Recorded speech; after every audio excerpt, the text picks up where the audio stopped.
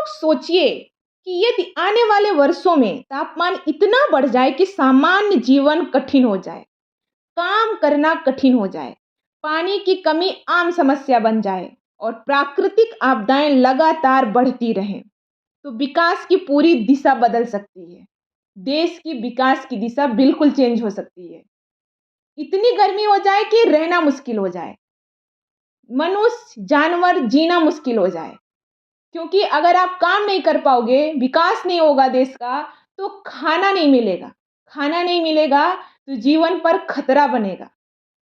तो सोचिए, इसी भविष्य को ध्यान में रखते हुए कि ऐसा संकट ना हो, आज दुनिया और भारत जलवायु कार्रवाई को आर्थिक निर्णयों के केंद्र में रख रहा है। भारत का 2026-27 का बजटीय दृष्टिकोण इसी परिवर्तन की कहानी कहता है। भारत ने अपने केंद्रीय बजट 2026-27 में जलवायु को विकास की धुरी में रखा है, विकास की केंद्र में रखा है जलवायु को। जलवायु परिवर्तन, यह बस महज 2 वर्ड का सेंटेंस है, जलवायु परिवर्तन। बट इससे क्या इंपैक्ट पड़ेगा नेशनल और इंटरनेशनल लेवल की, आज यह दुनिया का सबसे महत्वपूर्ण क्वेश्चन बन गया है।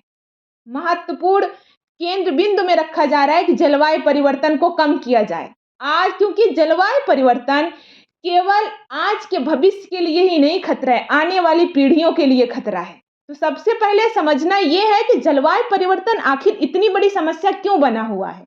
जलवायु परिवर्तन होता क्या है, ग्रीन हाउस गैसें क्या होती हैं, ग्रीन हाउस गैसें हमारे जीवन को कैसे प्रभावित करती हैं, मनुष्य के जीवन, पेड़ पौधों के जीवन, जानवरों के जीवन से कैसे रिलेटेड है, सब कुछ आपको इस वीडियो में ही मिलेगा, सब कुछ जानने को मिलेगा। तो आप लोग लास्ट तक इस वीडियो को देखिए, क्योंकि यह वीडियो आपको अवेयर करने वाला है, आपको जागरूक करने वाला है, आपके नॉलेज को एक स्तर ऊंचा ले जाने वाला है, आपके नॉलेज को लेवल को बढ़ाने वाला है। तो दोस्तों, इस वीडियो को देखने से पहले आप जरूर चैनल को सब्सक्राइब करिए। वीडियो को देखने के बाद अगर आपको पसंद आए तो जरूर इसे एक लाइक दीजिए इस वीडियो को, और चैनल को जरूर सब्सक्राइब करिए और इस वीडियो को ज़्यादा से ज़्यादा लोगों तक शेयर करिए, ज़्यादा से ज़्यादा लोगों को अवेयर कीजिए। जलवायु परिवर्तन क्या होता है, जलवायु परिवर्तन हमारे भविष्य को कैसे निर्धारित करता है, कैसे निर्धारित करेगा हमारी आने वाली पीढ़ियों के भविष्य को। जलवायु परिवर्तन महज वर्ड नहीं है। जलवायु परिवर्तन के बारे में हमारे आज केंद्रीय बजट में जलवायु परिवर्तन को क्यों शामिल किया जा रहा है, क्यों हमारे विकास के केंद्र में जलवायु परिवर्तन को रखा जा रहा है, सब कुछ इस एक वीडियो में आपको समझने को मिलेगा। तो चलिए वीडियो को आप लोग के साथ शुरुआत करते हैं। Please subscribe my channel. जलवायु परिवर्तन केवल मौसम में बदलाव नहीं है, बल्कि यह पृथ्वी की पूरी पर्यावरणीय प्रणाली में गहरे और दीर्घकालिक परिवर्तन का संकेत देता है। आज हम देख रहे हैं कि कई क्षेत्रों में गर्मी रिकॉर्ड स्तर पर पहुंच चुकी है, रिकॉर्ड लेवल पर गर्मी हो रही है, जिससे मानव स्वास्थ्य, कृषि उत्पादन और ऊर्जा खपत प्रभावित हो रहे हैं। वर्षा की अनियमितता, वर्षा का अनियमितता जो कि वर्षा के पैटर्न में लगातार बदलाव हो रहा है, वर्षा का एक पैटर्न नहीं बन पा रहा है। पहले क्या था, जलवायु परिवर्तन जब हमारे देश, हमारे पूरे एनवायरनमेंट में नहीं था, तो वर्षा का पैटर्न, वर्षा के समय वर्षा होता था। आज के समय में गर्मी में वर्षा हो ही नहीं रही है, जब जरूरत है वर्षा की तब वर्षा नहीं हो रही है, जिससे खेती की योजना बनाना कठिन हो गया है। किसान असुरक्षा का सामना कर रहे हैं। समुद्र का बढ़ता स्तर तटीय आबादी के लिए खतरा पैदा कर रहा है। जैव विविधता में कमी आ रही है, जिससे पारिस्थितिकी तंत्र कमजोर हो रहा है। अगर किसी भी जैव विविधता में कमी आएगी किसी भी जगह पर, चाहे वो इंसान की जैव विविधता हो या जानवर की हो या पेड़ पौधों की हो, अगर बायोडाइवर्सिटी में कमी आएगी, जिसकी वजह से इकोसिस्टम प्रभावित होगा, कमजोर होगा। इन परिस्थितियों में सरकारों के सामने यह चुनौती है कि वे विकास को जारी रखते हुए जोखिम को कम करें। जलवायु परिवर्तन इसलिए भी महत्वपूर्ण है क्योंकि यह आने वाली पीढ़ियों की जीवन गुणवत्ता तय करेगा। यह विषय अब अर्थशास्त्र, राजनीति, समाज और तकनीक से जुड़ चुका है। जलवायु परिवर्तन का विषय अर्थशास्त्र, राजनीति, समाज और तकनीक से जुड़ चुका है।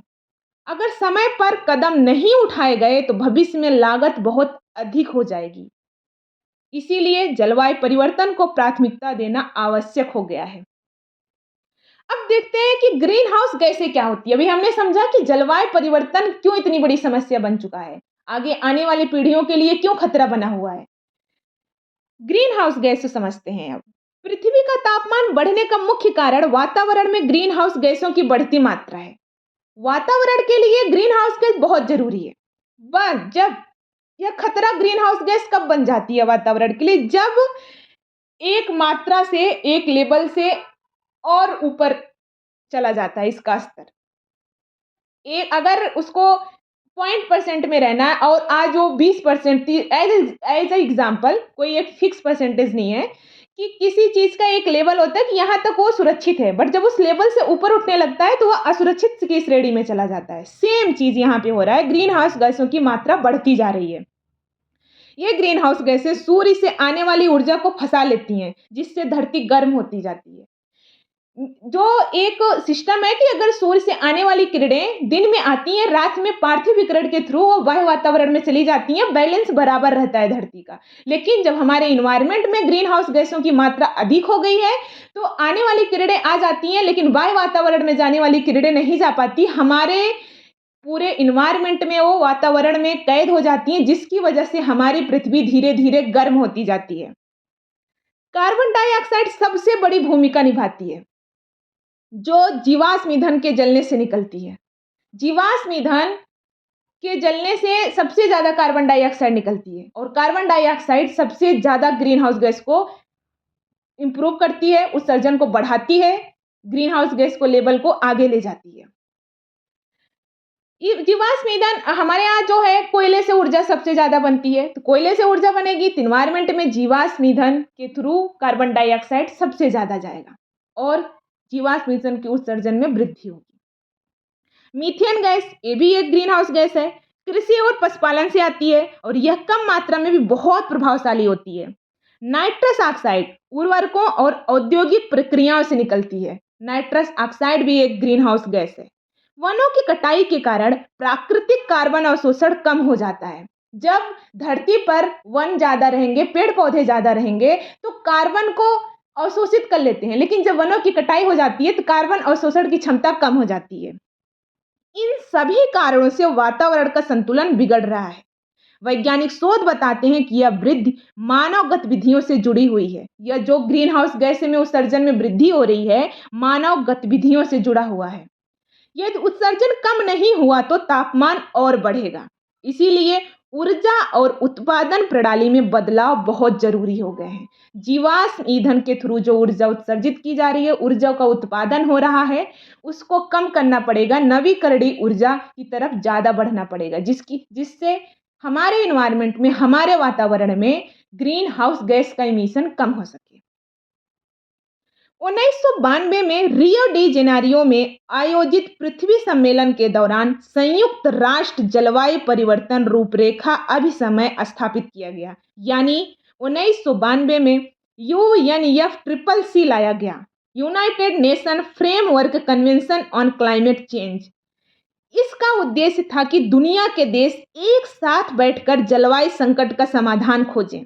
यह संस्था, UNFCCC जैसी संस्था, देशों को उत्सर्जन की रिपोर्टिंग, वार्ता और सहयोग का ढांचा देती है। इसमें यह स्वीकार किया गया कि सभी देशों की जिम्मेदारी है, लेकिन उनकी क्षमता अलग अलग है, क्योंकि विकसित देश की क्षमता अलग है, विकासशील देशों की क्षमता अलग है। यहीं से जलवायु कूटनीति की औपचारिक प्रक्रिया शुरू हुई 1992 से। भारत UNFCCC समझौते का आरंभ से हिस्सा रहा है और यह विकासशील देशों की आवाज उठाता रहा है। इस संस्था के थ्रू भारत विकासशील देशों की आवाज उठाता रहा है। UNFCCC के सदस्य देश हर वर्ष कॉप में मिलते हैं। कॉप कॉन्फ्रेंस ऑफ पार्टीज होती हैं, इसमें मिलते हैं और यह बैठक नीति निर्धारण का सबसे बड़ा मंच है। यहाँ उत्सर्जन कटौती के लक्ष्य तय होते हैं कि ग्रीन हाउस गैस के उत्सर्जन में कितनी कटौती की जाएगी, इसका लक्ष्य तय होता है। वित्तीय सहायता और तकनीकी हस्तांतरण पर चर्चा होती है। पेरिस समझौता COP21 में हुआ, जिससे दुनिया को साझा दिशा दी। COP21 पेरिस समझौता ने दुनिया को साझा दिशा दी। ग्लासगो में भारत ने नेट जीरो का लक्ष्य घोषित किया। भारत ने 2070 तक नेट जीरो का लक्ष्य घोषित किया। इन बैठकों का महत्व इसलिए है क्योंकि यहाँ लिए गए निर्णय राष्ट्रीय नीतियों को प्रभावित करते हैं। यह फोरम इंटरनेशनल फोरम है। सभी देशों के लोग यहाँ बैठकर लक्ष्य डिसाइड करते हैं, नीतियां बनाई जाती हैं, लेकिन यहाँ जो निर्णय लिया जाता है वो सभी देशों के राष्ट्रीय नीतियों को प्रभावित करते हैं। IPCC अब समझते हैं। Inter governmental panel on climate change वैज्ञानिकों का वैश्विक समूह है, जिसे 1988 में स्थापित किया गया था। IPCC 1988 में स्थापित किया गया। इसका काम है जलवायु परिवर्तन पर शोध को इकट्ठा करना और आकलन रिपोर्ट जारी करना। IPCC की रिपोर्ट आती है, यह बताता है कि जोखिम कितना बड़ा है और समय कितना कम है हमारे पास इस जोखिम से निपटने के लिए। सरकारें अपनी रणनीति बनाते समय इन रिपोर्टों पर भरोसा करती हैं। जब राष्ट्रीय सरकारें अपनी नीतियां बनाती हैं तो इस रिपोर्ट पर भरोसा करके बनाती हैं। इस प्रकार IPCC विज्ञान और नीति के बीच पुल का काम करता है। भारत तेजी से विकास कर रहा देश है, जहां ऊर्जा की मांग लगातार बढ़ रही है। लेकिन अगर यह विकास पुराने प्रदूषण मॉडल पर आधारित रहेगा तो भविष्य में पर्यावरणीय नुकसान बढ़ेंगे। इसीलिए भारत ने हरित विकास की दिशा अपनाई है, ग्रीन डेवलपमेंट की दिशा अपनाई है। यह रणनीति विकास और पर्यावरण दोनों को साथ लेकर चलने का प्रयास है। हरित विकास की जो रणनीति है वह विकास और पर्यावरण दोनों को साथ लेकर चलने का प्रयास है। 2008 में भारत ने राष्ट्रीय जलवायु परिवर्तन कार्य योजना यानी NAPCC शुरू की। इसका उद्देश्य था जलवायु को विकास नीतियों में शामिल करना। 2008 में भारत की सरकार ने जलवायु को विकास नीतियों में शामिल करने का लक्ष्य बनाया। इस योजना ने NAPCC योजना ने विभिन्न क्षेत्रों में मिशन आधारित दृष्टिकोण अपनाया। इससे मंत्रालयों को स्पष्ट दिशा मिली और लंबी अवधि की योजना बन सकी। NAPCC के अंतर्गत 8 मिशनों को लाया गया, 8 मिशन बनाए गए। राष्ट्रीय सौर मिशन ने सौर ऊर्जा उत्पादन बढ़ाने का लक्ष्य रखा ताकि कोयले पर निर्भरता घटे, जीवाश्म ईंधन पर निर्भरता घटे। जब जीवाश्म ईंधन पर निर्भरता घटेगी तो वातावरण में ग्रीन हाउस गैस उत्सर्जन कम होगा। ऊर्जा दक्षता मिशन ने उद्योगों और उपकरणों में ऊर्जा बचत को प्रोत्साहित किया। एनर्जी इफिशियंसी मिशन लाया गया। जल मिशन लाया गया, जिसके तहत पानी के बेहतर प्रबंधन पर जोर दिया गया। पानी का जो मैनेजमेंट है उसको बेहतर किया गया। सतत कृषि मिशन लाया गया, जिसके थ्रू किसानों को जलवायु अनुकूल तकनीक देने की योजना बनाई गई। ग्रीन इंडिया मिशन लाया गया, जिसके तहत वन क्षेत्र बढ़ाने की दिशा में काम किया गया। हिमालय मिशन लाया गया, जिसके तहत पर्वतीय पारिस्थितिकी को सुरक्षित रखने का प्रयास किया गया। सतत आवास मिशन लाया गया, जिसके तहत शहरी जीवन को अधिक पर्यावरण अनुकूल बनाने की सोच रखी गई। रणनीतिक ज्ञान मिशन लाया गया, जिसके थ्रू अनुसंधान और डेटा पर ध्यान दिया गया। 2008 में NAPCC के तहत ये 8 मिशन लाए गए, जिसमें अलग अलग सेक्टर पर ध्यान दिया गया। जैसे जैसे लक्ष्य बढ़े और यह जरूरी हो गया कि धन का आवंटन को भी उसी दिशा में होना चाहिए। जैसे जैसे हमारे टारगेट बढ़ते गए तो धन का जो डिस्ट्रीब्यूशन है उसके अकॉर्डिंग होना चाहिए, उसी दिशा में होना चाहिए। तो जलवायु बजट का मतलब है कि सरकार उन खर्चों को चिन्हित करे या पहचानित करे जो उत्सर्जन घटाने या अनुकूलन में मदद करते हैं। जो जलवायु बजट क्या होता है? जलवायु बजट की सोच कहाँ से आई?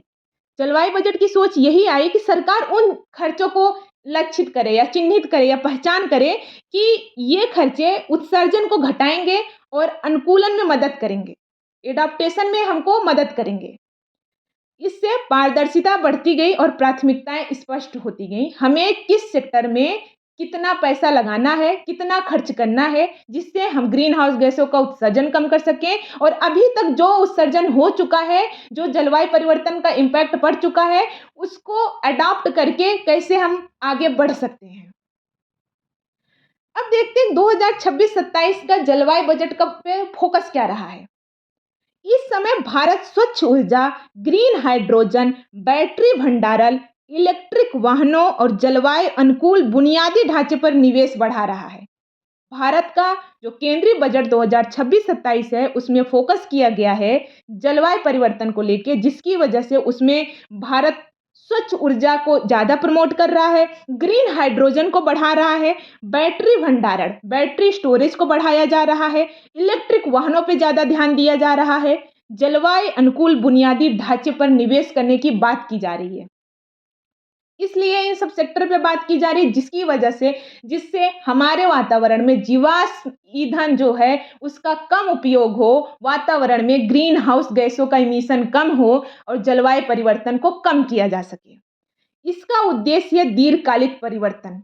अगर हम धीरे धीरे अभी जलवायु परिवर्तन को कम करते जाएंगे, वातावरण में ग्रीन हाउस गैसों का उत्सर्जन कम करते जाएंगे, तो आने वाली पीढ़ियों का भविष्य सुरक्षित रहेगा। दीर्घकालिक परिवर्तन के लिए ये कदम उठाया जा रहा है।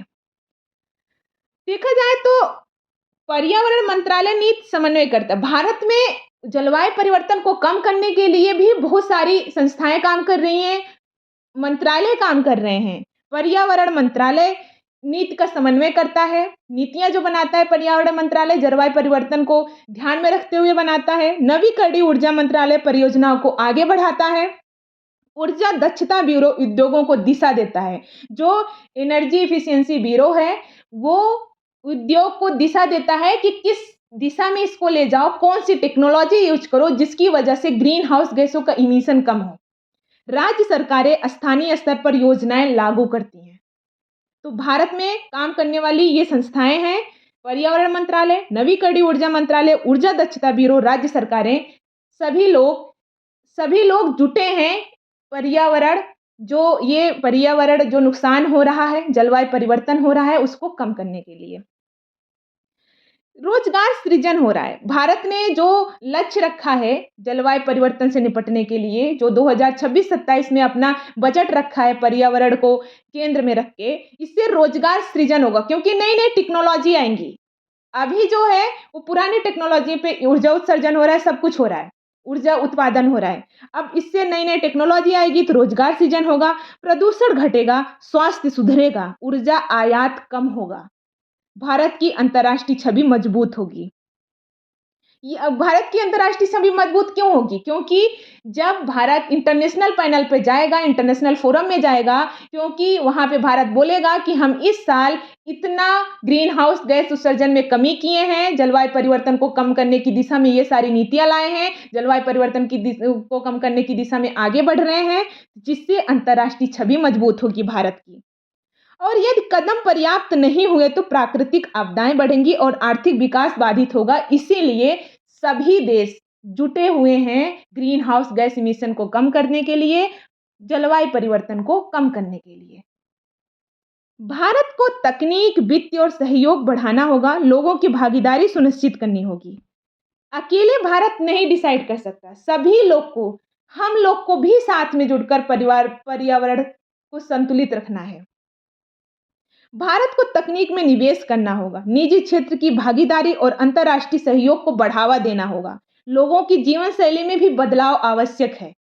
लोग भी जन जागरूकता भी बहुत ज्यादा जरूरी है। पर्यावरणीय जो क्षति होती है उसको कम करने के लिए आप ज्यादा से ज्यादा वृक्षारोपण कीजिए, पानी को कम मात्रा में यूज कीजिए, ज्यादा पानी मत बर्बाद करिए।